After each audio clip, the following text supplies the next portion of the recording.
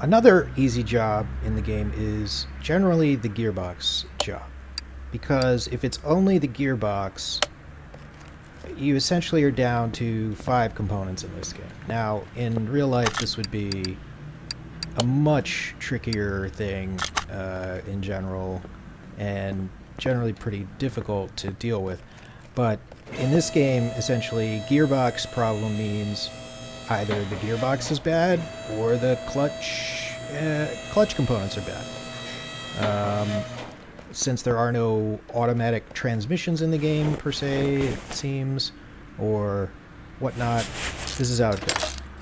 The one limiting factor is that sometimes you'll have to take the starter off from up above. Some of the cars require you to do that. And if you see that, well, you just go back up there and take the starter off. You'll have to go into the engine department. But in general, if you're in here and it's a gearbox problem, you can see it's really just the gearbox and the clutch system. Everything's a manual. So everything was pretty crappy there. And basically what we'll need to do is just go in here and get our clutch components. And it's pretty easy to just buy these. And then we can buy our flywheel. And then we'll check our gearbox once we get back what that was. I just blow right through it, and then when I come back around I usually make note of what I took off there. I think it was a V8 transmission overhead valve. So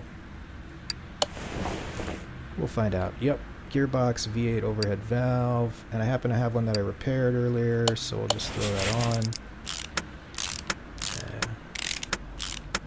And there we go. And the starter, even though it's crappy, it doesn't matter.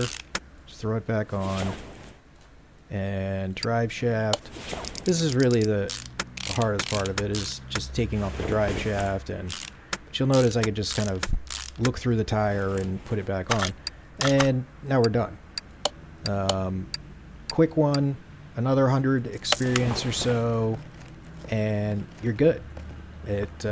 Between gearbox work and exhaust work in the later game, you can just kind of rack up quick jobs in between the story jobs, and it works out nicely.